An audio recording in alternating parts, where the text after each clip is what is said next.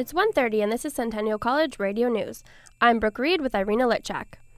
In the weather, it's 14 degrees and cloudy outside our East York studios with a slight breeze coming out of the southeast. Today we have a special broadcast for you. Irina and I will be sharing a few of our opinions on topics we hold near and dear to our hearts. Here's Irina to kick it off. Thanks, Brooke.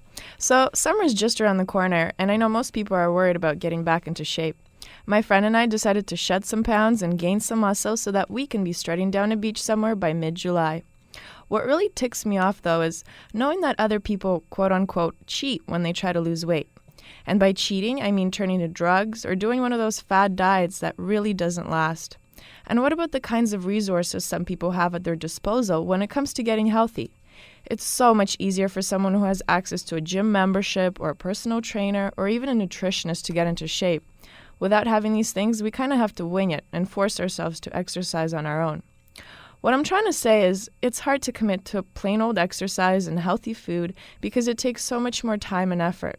I think that getting into shape is like a full-time job. There's no on and off switch, and people who are able to incorporate that into their daily schedules are the ones who succeed. So basically, in the end, it all comes down to the strength of your willpower, because once you've got that down, no temptations or lack of gyms will stand in your way of your goals. Thanks for listening, everyone. Now on to Brooke for her piece. Thanks, Irina, and good afternoon, loyal listeners. So, today, Canada's top court will decide whether or not police can use drug-sniffing dogs in high schools for random searches. I grew up in a high school where these searches happened every, 3 months or so. A search was conducted at a high school in Sarnia 6 years ago. This case prompted officials to take the issue to high court. They wanted a decision on whether or not random canine drug searches at schools should be considered legal. All students at the Sarnia High School were confined to their classrooms while the search was being conducted, just as I remember when my school was searched. Without a search warrant, the police searched the school and found a backpack containing pot and magic mushrooms. The student who owned the backpack was arrested. When his case went to court, he was acquitted because of illegal search and seizure by the police. As a teenager, all fight the man and rebellious like, my blood boiled when I was locked in my classroom while my belongings were potentially being searched. Now, I realize that school officials just aren't out to get us kids. They're actually trying to ensure school safety. What a concept.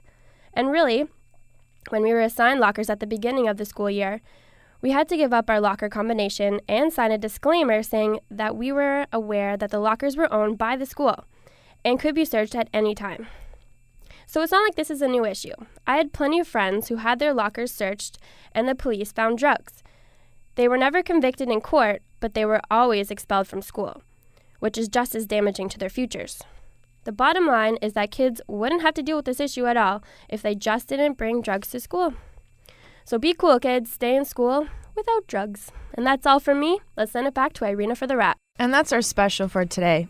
You can hear more news coming up in about 15 minutes on the internet at ondemand.centennialcollege.ca. On behalf of all of us here at Centennial College Radio News,